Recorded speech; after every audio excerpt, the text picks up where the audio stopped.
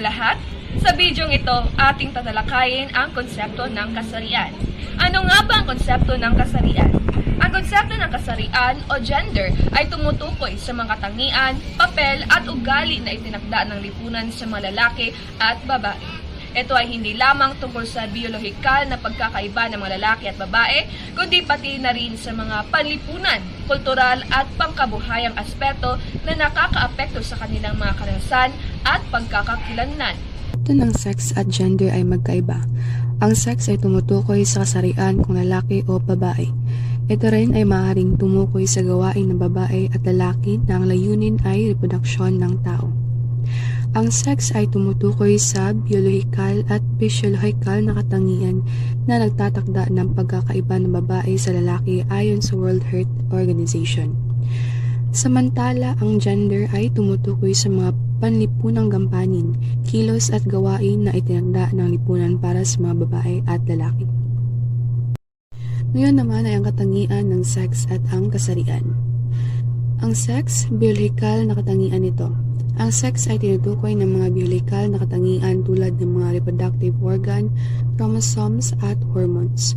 Ang mga ito ay medyo hindi nababago at panlahat o ibig sabihin ay universal.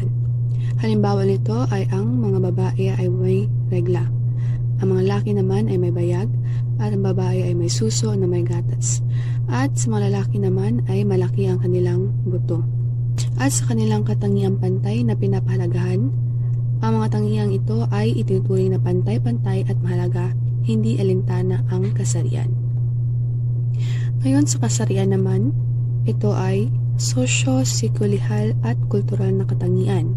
Ibig sabihin, ang kasarian ay tinutukoy ng mga panlipunan at kultural na salik. Ito ay nagbabago at nakadepende sa kultura. Halimbawa nito ay ang Estados Unidos mas mababa ang kita ng mga babae kumpara sa mga lalaki. Sa Vietnam naman, mas maraming lalaki ang naninigarilyo. Sa Saudi Arabia, hindi pinapayagan ang mga babae na magmaneho. Ibig sabihin ang mga lalaki lamang. At sa maraming bansa naman, ang mga babae ay gumagawa ng mga gawaing bahay. Sa kategorya, ang kasarian ay may kategorya tulad ng feminine o masculine. At ang katangiang may tatak na inekwalidad, ito ay ang mga katangiang na nagpapakita ng di pagkakapantay-pantay sa pagitan ng mga babae at kalalakihan. Ating naman tatalakayin ang iba't ibang uri ng karanasan. Heterosexual, mga taong nakakaranas ng sexual sa membro ng mga bilang kasiraan. Mga lalaki na gustong makatali ay babae at mga babaeng gusto naman ang lalaki. Habang ang homosexual naman ang mga nagkakaroon ng sexual na pananasa sa mga taong nagbibilang sa katulad ng kasarian. Mga lalaking mas gustong lalaki ang mga tari at mga babaeng mas gusto ang babae bilang sexual na kapareha. Sa tingin niyo, ano nga ba yung lesbian? Lesbian nga pala ay ito yung mga babaeng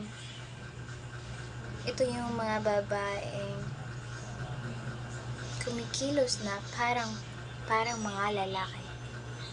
Ito yung mga babaeng kumikilos na parang lalaki na pagtitingin sa lahat na para sila lalaki na pumaporma na parang astig. Ganun yung lesbian na umiibig din sa kanilang kapwa babae. At kabilang na tinatawag ngayon ay tomboy. Tomboy o paparts. Ganun po yung lesbian. Pangalawa ay gay. Ano nga ba sa tingin nyo yung gay? Ito yung pinakamainit na salita na apaka-famous na kwento-kwento ngayon sa panahon natin ngayon dahil marami nang umaasa na gay, bakla, ganun. Ano nga ba yung gay? Ito yung mga lalaking na-attract sa kanilang kapwa lalaki. Umiibig sa kanilang kapwa lalaki. Kaya sila tinatawag na gay dahil umaasta sila na parang babae. Dumadamit sila na pang babae. nagsasalita sila na parang yung mga gay lengua na sila lang yung mga nakakaintindi. Kagaya ng mga classmate ko, madaming gay. Nakakasaya din sila kasama kasi palagi kang natatawa dahil sa mga salita nila na umaasta sila ng parang babae. Yung gay din pala, may puso din yan. Umiibig man sila sa kanilang kapwa lalaki, pero karamihan sa kanila mabait yung puso. Kagaya ng mga classmate ko, yun po. At tinatawag din sa kabilang nila ngayon ay beke, bakla, o bayot. Ganun po yung gay. Pangatlo po ay bisexual. Ano nga ba sa tingin nyo ang bisexual? Ito yung mga taong na-attract sa dalawang kasarian. Kagaya ng babae o lalaki. Ito yung mga taong umiibig ng babae o lalaki. Kaya nga dalawang kasarian, di ba? Dahil umiibig sila ng babae o lalaki. Kaya sila tinatawag na bisexual. Dahil na-attract sila sa babae o lalaki. Ganun.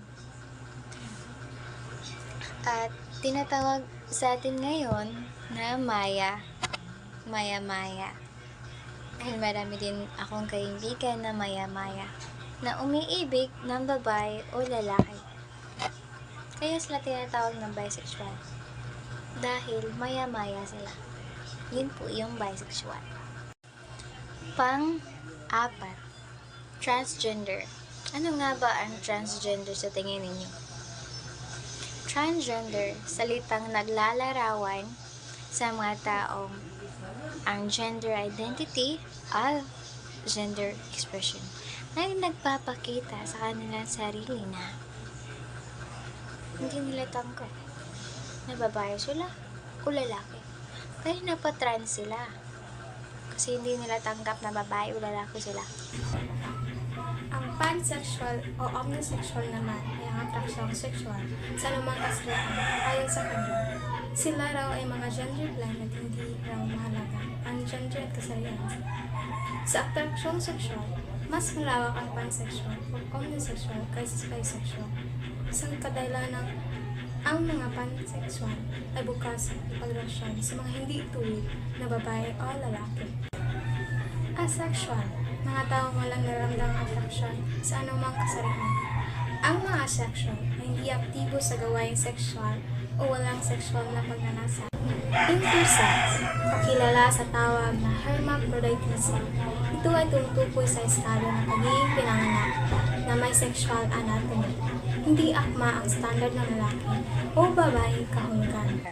Ano nga ba yung care? Ako din, hindi ko din yun alam. Ang care nga pala ay ito yung mga taong hindi sumasang-ayon na mapabilang sa anumang uri ng pangkasarian. Ngayon, ang tatalakayin naman natin ay gender at gender role. Ano nga ba ang pinagkakaiba ng gender sa gender role? So, ang gender ay tumutukoy sa pagkakilanlan mo bilang isang babae o lalaki. Tinutukoy nito kung ano ang iyong self-proclaimed identity. Habang ang gender role naman ay ang mga inasahan sa lipunan kung paano dapat kumilos, mag-isip at magbihis ang isang tao batay sa kanyang kasarian. Halimbawa, sa isang kultura, inaasahan na ang lalaki ay magiging matapang at mapagkumbaba, habang ang isang babae naman ay inaasahan na dapat maging isang mapag-alaga at mahinahon. Sa madaling salita, ang gender ay kung paano mo nakikita ang iyong sarili bilang isang lalaki o babae, habang ang gender role naman ay ang inaasahan ng lipunan kung paano ka kikilos batay sa iyong kasarian. Ukol natin ngayon ay tungkol sa gender stereotypes. So, unang-una, ano nga ba ang gender stereotypes? So, ang gender stereotypes ay ang mga pangkalahatang paniniwala o inasahan tungkol sa mga katangian, kakayahan o ugali ng mga lalaki o babae. So ano nga ba ang halimbawa nito? Ang halimbawa nito ay dapat sa mga babae, ang mga babae ay mas mahusay sa mga gawaing bahay o ang mga babae ay dapat mas mahinhin o sumusunod sa mga utos ng lalaki. Samantalang ang lalaki naman ay hindi dapat magpakita ng emosyon tulad ng pag-iyak o kalungkutan. At dapat ang mga lalaki, sila ang bumubuhay sa mga pamilya. So ano nga ba ang epekto ng gender stereotypes? So ang epekto ng gender stereotypes ay limitadong oportunidad, diskriminasyon, negatibong epekto sa mental health at emotional na kalusugan. At isa pa, ito ay pagpapatuloy sa hindi pagkapantay-pantay. Yun lamang ang mga epekto ng gender stereotypes. Salamat. Ngayon ay dadako tayo sa paksang gender discrimination. Ano muna ang gender discrimination? Okay. Ang gender discrimination ay ang hindi patas o hindi pantay na pagtrato sa isang tao dahil lamang sa kanilang kasarian. Halimbawa, pag ikaw ay babae, ay hindi ka tatatuhin kagaya ng mga lalaki sa mga trabaho. Kagaya lamang ng hindi patas na pagbayad. May iba't ibang uri ang gender discrimination. Una ay ang direktang discrimination. Ito ay ang mga kilos na direktang nagdi-discriminate sa isang tao dahil lamang sa kanilang kasarian. Halimbawa, kagaya ng sinabi ko, ang babae ay binabayaran ng mas maliit kumpara sa lalaki dahil mas marami daw nagagawa ang mga lalaki kaysa sa mga babae. Hindi naman ito tama. Pangalawa is ang hindi direktang diskriminasyon. Ito ay ang mga kilos na nagpapakitang walang pinapanigan, ngunit hindi nito masyadong naipapakita na diskriminasyon.